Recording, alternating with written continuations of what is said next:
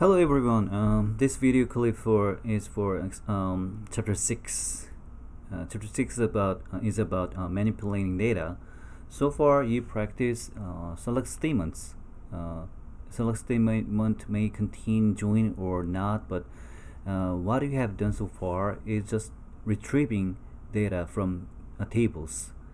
But from this table, and you will learn how to modify existing data, or how to add new data, how to delete data, and you'll learn how to design table where data will be stored in chapter 7. So basically chapter 6 is manipulating data and using DML, which stands for data manipulation language, and there are three manipulation language: insert, update, and delete. Insert statement is for adding new record, and update statement is for modifying existing data, and delete is removing data from existing data from table. And this is basic DMLs, and that means those three are all supported by any type of relational databases. But there is another manipulation language which is only for Oracle, and that is merge. Okay, and there is a similar language, similar statement, which is truncate. But truncate, again, I'm going to explain again, but truncate is not DML but DDL. Truncate has the same effect of delete. Truncate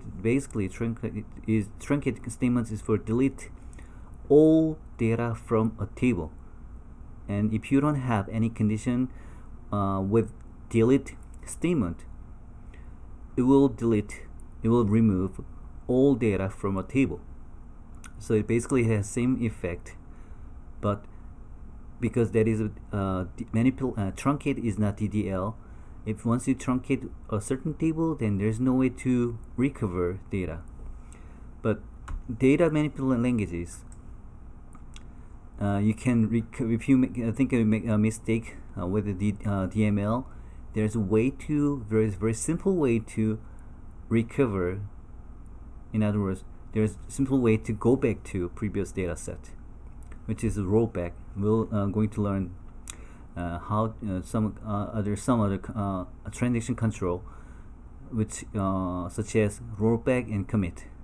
And again, data manipulation languages (DML) is a subset of SQL, and there are 4 in Oracle, but there are 3 DMLs for relational databases: insert, update, delete, and merge. And we're going to look at examples for each subset SQL. Okay, so by default, just like a select statement, there is a way to use. There's a way of using those statements. So that means you have to strictly follow the syntax, just like a select statement. And let's take a look at the first DML, which is insert. You always need to start with insert into. That means into always follows with insert. Okay, and then next you can specify the table name. So for instance, if you want to insert the data to employee, then you have to type like insert into employees. Okay, that's how to use it. And then you can list column names. So for instance, if you go to employee, 1, 2, 3, 4, 5, 6, 7, 8, 9, 10, 11 columns are there, right? You can list column names in employees, but what you have to remember here is you have to take a look at table and columns properly. So if you go to columns tab here, then it shows column names and data type, and if it is nullable. So if it is nullable, then you don't need to define the data value for the column. But if it is not nullable, like last name, email, and hire date and job ID, it is mandated to list those four, well, in this case those four columns.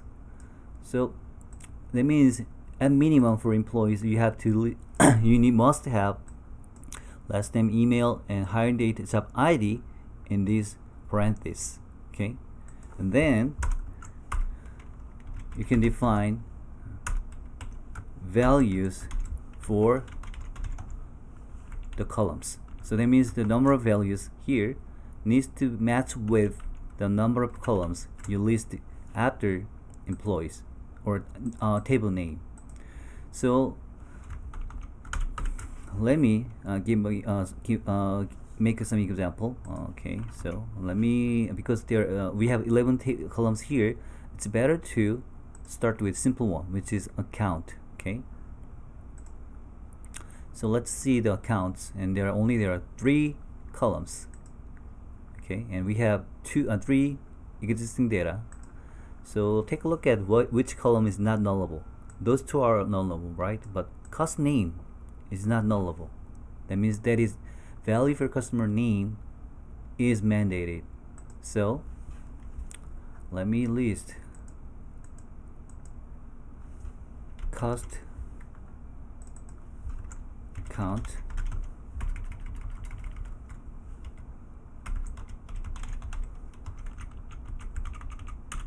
cost name. Okay, because cost name is the only not nullable column, and then cost name is character type, right? So you have to put the value within single quotation.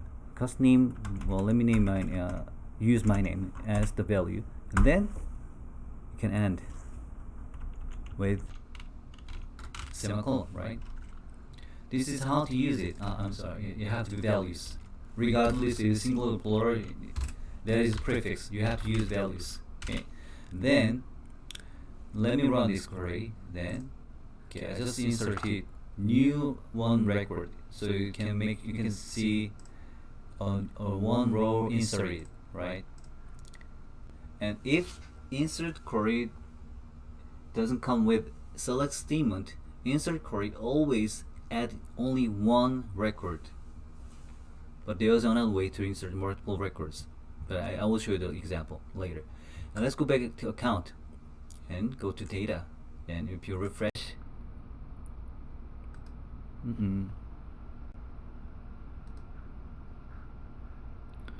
okay, so it's strange. Let me disconnect. I'm going to disconnect the database because I think session is maybe there's some issue of session. So let me refresh it.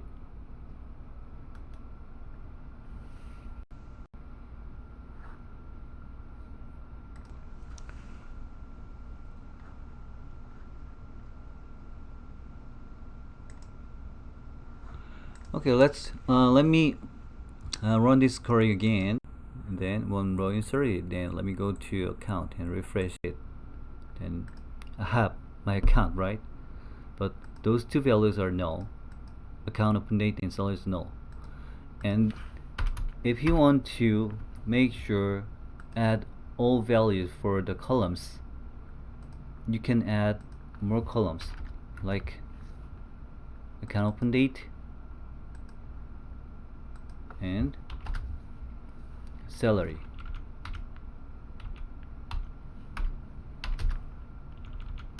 Okay, I listed 3 columns. That means you have to have 3 values. Account open date is today, right? And I'm going to use sysdate function to use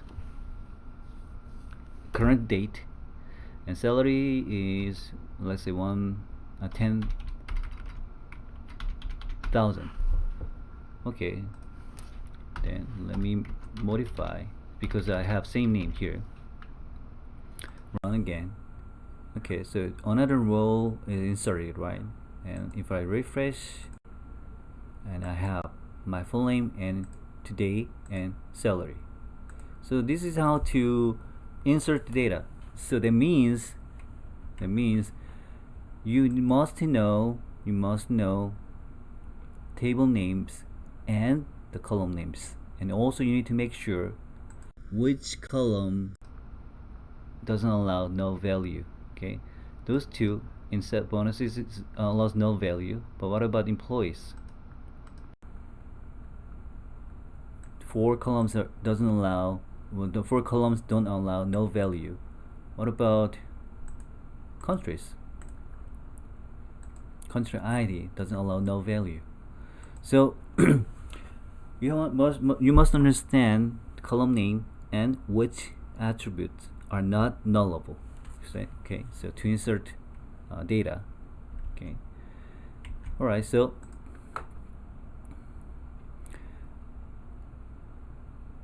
when you need to insert multiple records, it is, well, if you want to insert multiple records, that is possible when it is combined with select. Okay, so for instance, let me make a select statement.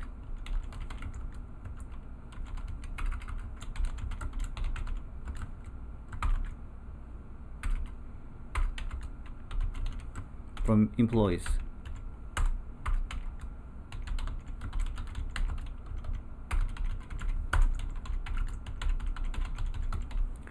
So if you run this query, then you'll have first name, last name, and hire date and salary. And this select statement can be combined with insert. Okay, but it needs, again, those values will be utilized as values. Okay, that means this select statement will replace some part after values, but the number of columns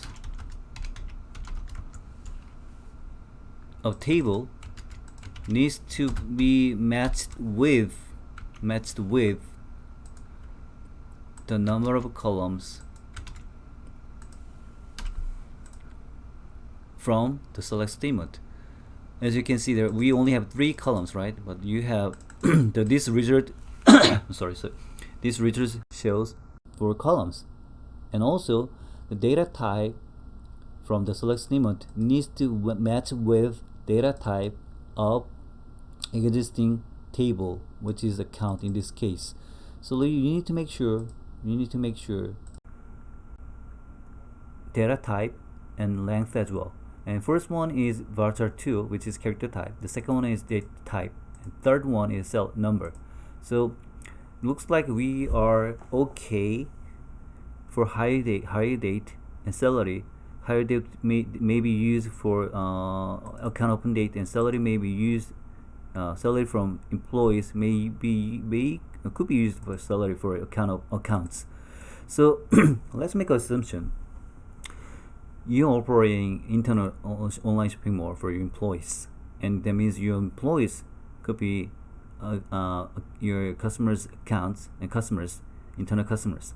So to register your employees as customer, we have to use some value from employees, but this one cannot be directly used to insert new one, because the number we have quite not this correct data type and the length for hire date and salary, but we have 4 columns from this query. So we have to reduce 1 column, or you can simply merge first name last name, which will go to cost name.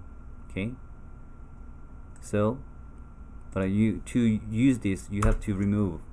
Okay,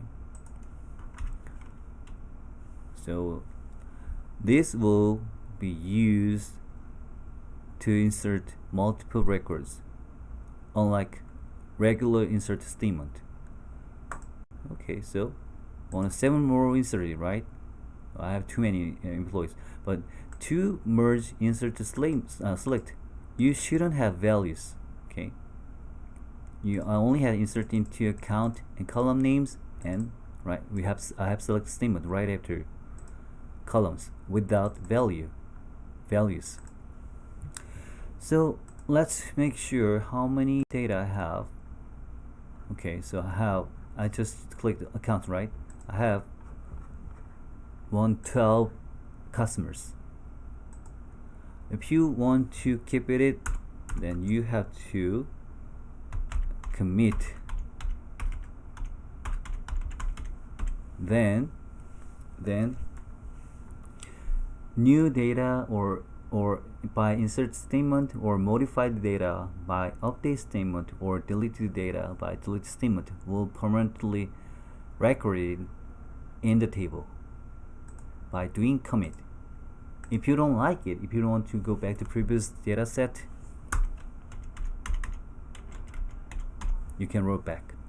Okay, let me roll back. Then if I roll back, newly added 109, 107 plus 1 plus 1, 109 row will be disappeared.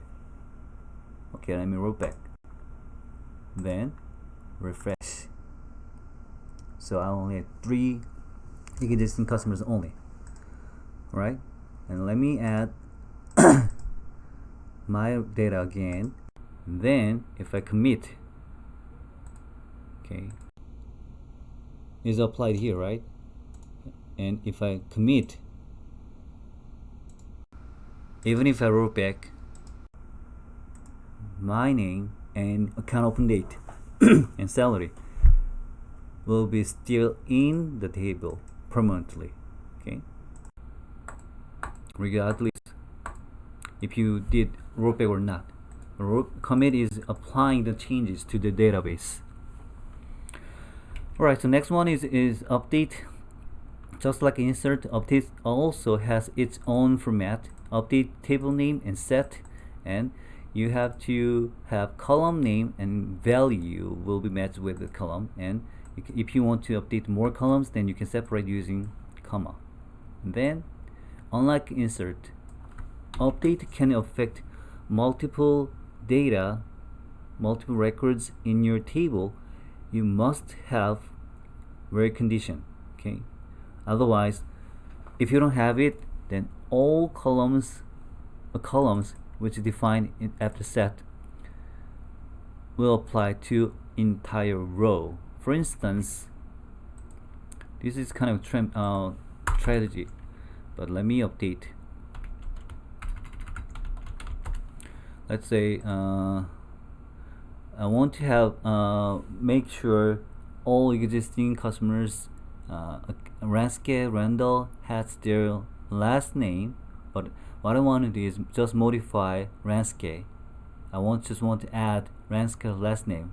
Well, let me assume Ranske's last name is Park. Okay, update account set custom name value is Ranske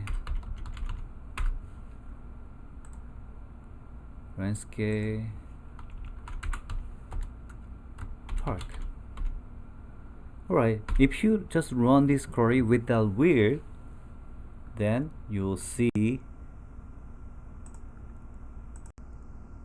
or customer name is modified with Ranske Park. That's not desired result, right? So in this case, to go back the time I made a mistake, I need to roll back first, and then let me make sure if I have existing or customer name. And if you want to want to modify this customer only, you have to make sure if the changes only apply to the data using conditions such as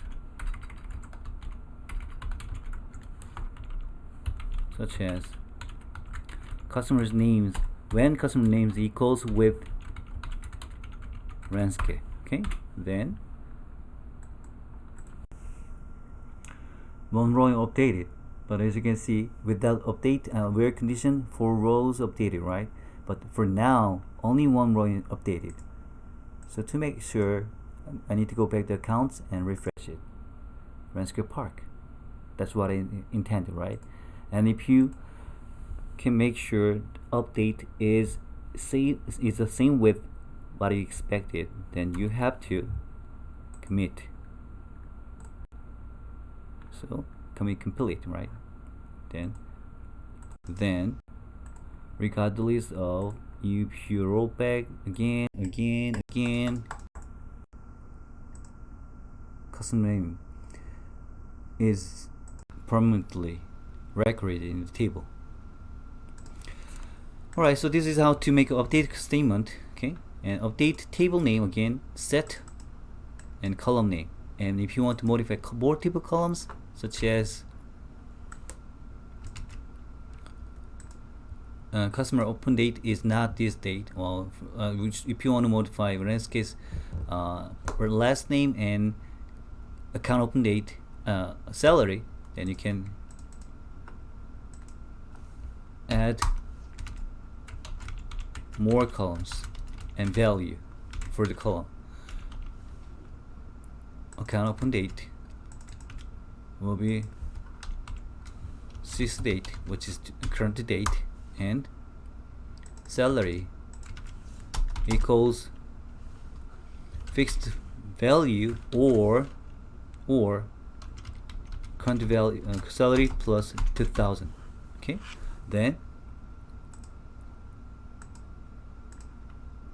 if you run this query, then you will have current date for account open date for customer name and 5600. Alright, so let me run this query. Then one row is updated because customer name is not Truncate anymore, right? Truncate Park. And if you don't want to modify Truncate customer name, then you just need to remove it. But again, if you have multiple columns to be modified, you have to make sure you shouldn't have comma. Okay, so if you run this query, then one row updated, so you can make sure salary, the account open date is today, and salary is 5600, right? So this is how to make update statement. Alright, lastly, you can embed in a subquery, in update query as well. For instance, this query, purpose of this query is all department employees of ID will be modified with employee 114's job ID. Okay, so but when you need to embed subquery for the value after set, you must make sure that if that returns only a single row or not. For instance, this returns only one row, right? What if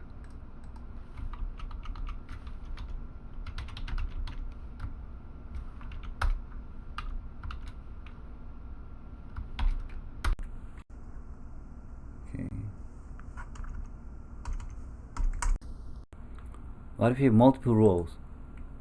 Because there are multiple rows, job ID for employees a single value, right? So in this case you can't modify. So but let me show this one. Okay, before doing this, I'll just want to make sure to apply all the changes, and before running this query, let me go to employees. Okay, employees of ID who belong to department 30 will be changed with job ID whose employee ID is 114. and 114 is here, right? Then PU manager, right? PU manager. And before doing this, let me make another query to show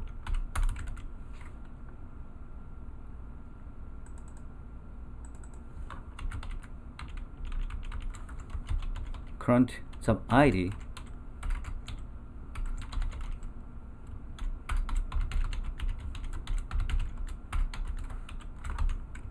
who belong to department 30.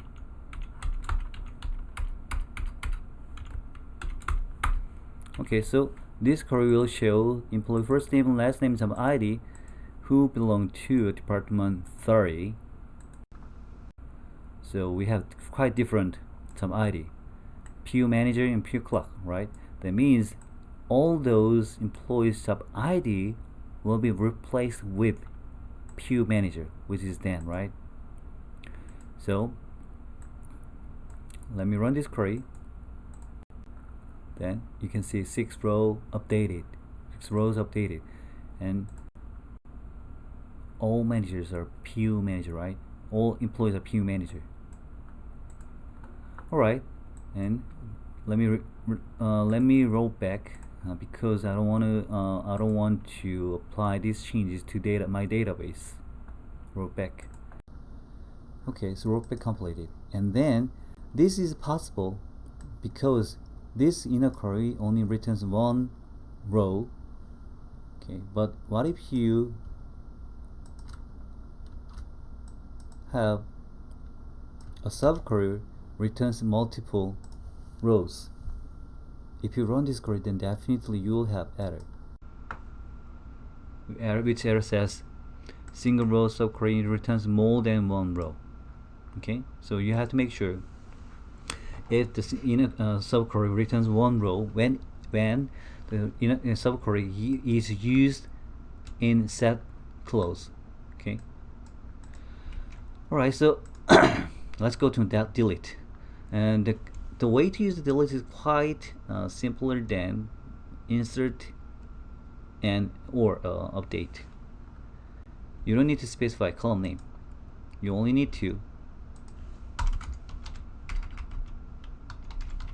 type delete from table name, such as account. But if you run this query, then all 4 customer name will be deleted. Okay, let me run this query, then refresh it. No employees exist in the table, but I don't want to do this, so I'm going to roll back.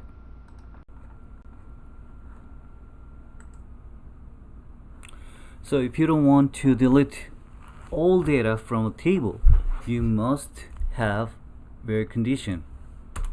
For instance, where account open date is before today, okay, less than date. So according to this query, if you run according to this condition, if you run this query,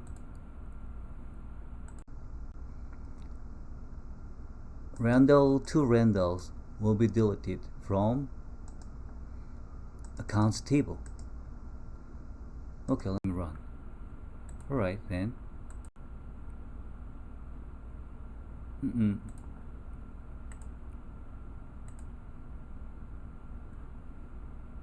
I think I'm done I've done some wrong condition, so let me roll back. Alright, so okay, let me specify if their salary less than maybe 100 or 5,000. Salary is less than 5,000. Okay, then for now I have 4 employees, right? It's 4 customers, and if you run this query, then 2 customers whose names are same will be deleted from table. Alright, 2 rows are deleted. Okay, I only have Ransuke and me. That's it.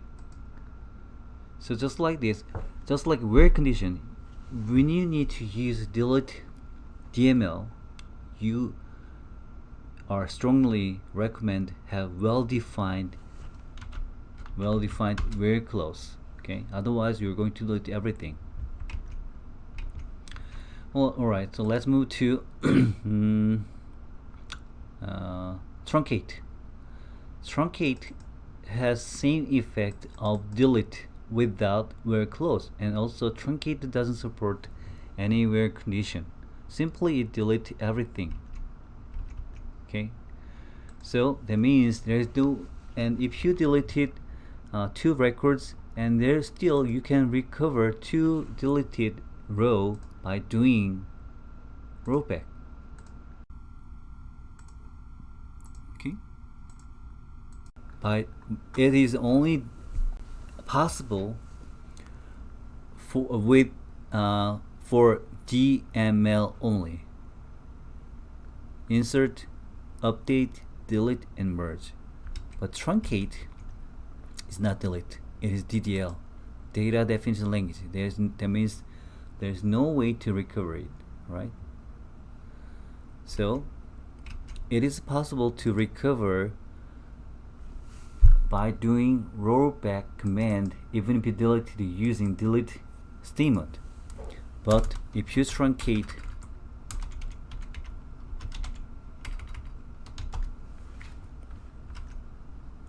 table accounts, then there's no way to recover those 4. Okay, let me run this query, and table accounts truncated. That's the message, right? And you won't have anything. Okay, and then let me make sure if I can get back 4 back by doing rollback. Alright, nothing, right? So truncate may have similar effect with delete statement, but the fundamental difference between truncate and delete is if you can rollback or not. Alright, so let's move to merge. And merge is by doing merge statement, you can make some scenario. For instance, when you need to if there is not no data, you can simply insert new one, or if there is then you can merge or you can replace with existing data. So to do this I'm going to make a data. I'm going to insert the data to accounts table, and I will have condition which department, and because I want to insert just some number of employees to make a scenario. Okay, department ID is 30. Then if you run this query, then let's see, 6 row inserted. Okay, let me truncate because I want to have space between first and last name. Okay, let me insert.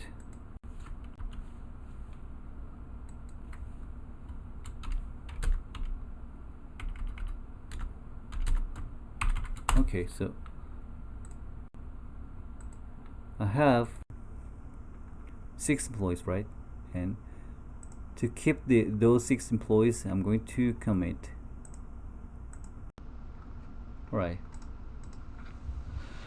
And then what I'm going to do is make a scenario to merge. If there's existing customer, new data will be updated with a certain value, otherwise existing data will be inserted into accounts table. So what I'm going to do is,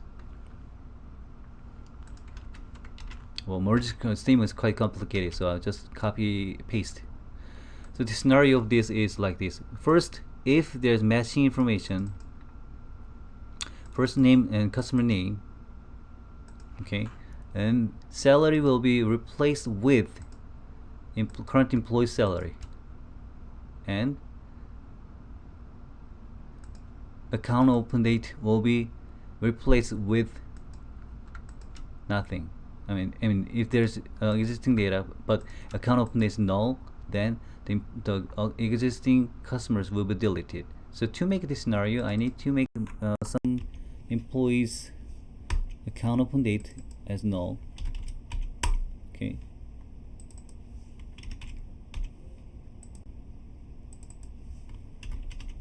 Okay, so 3 employees has their account open date and salary, and 3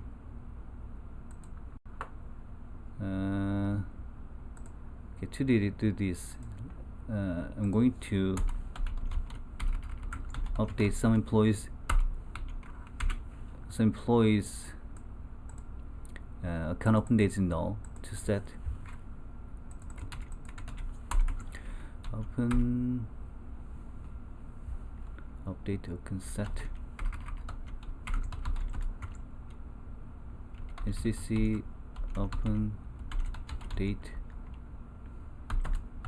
null, where their salary less than 5,000. Okay, so 3,000. Then 4 employees account open date will be replaced with null value 3,000. Okay, 4 rows updated, and then refresh.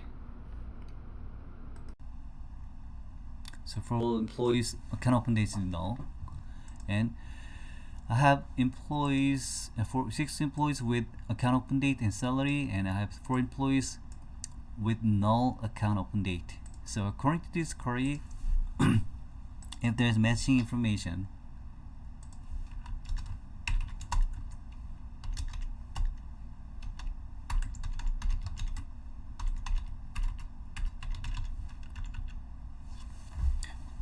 if it matches, their salary will be replaced with current salary, otherwise the data will be deleted.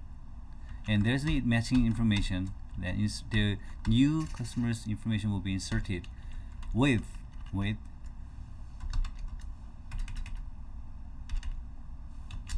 first name plus space plus last name, right?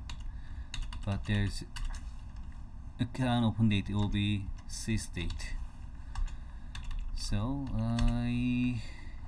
let me run this query. Then missing right parenthesis. Okay.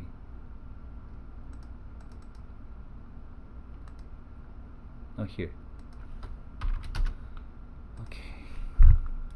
So according to this query, 4 customers will be deleted.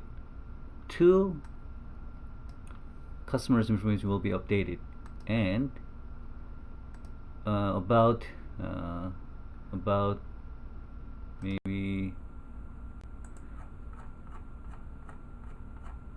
yes, 101 employees will be used as new customer, right?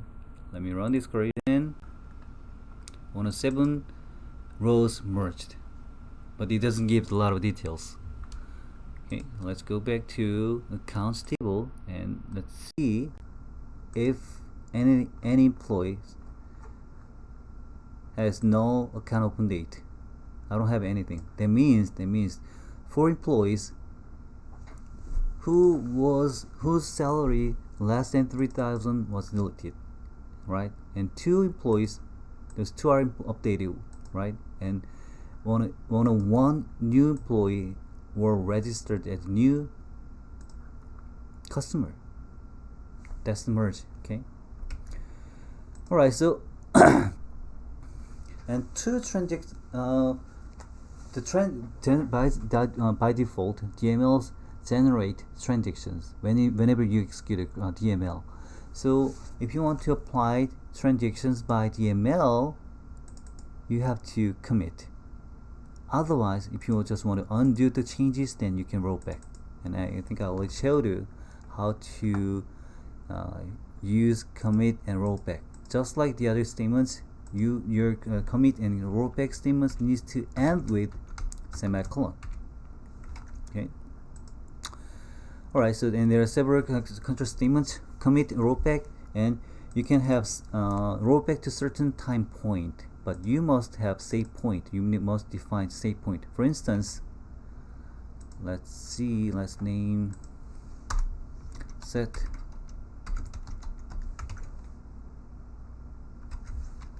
transaction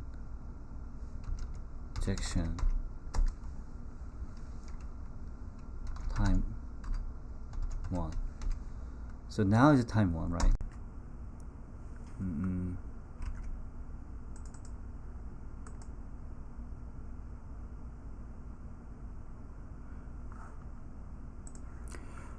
Okay, the way to save set transition is you have to use save point, and then you can determine the name of save point, such as employees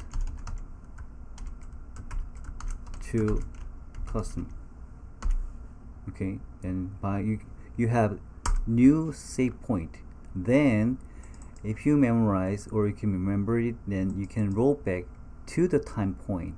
That means you can anytime you can roll back. If you have not done commit yet, you can go back to time point when you make this same point, employees to customer. So let me delete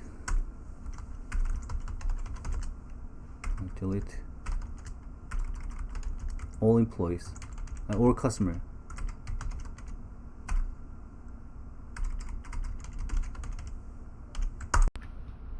Alright, one of 3 row deleted, and I'm going to insert before doing this, I'm going to name the save point remove cost, all cost. Alright, then I'm going to insert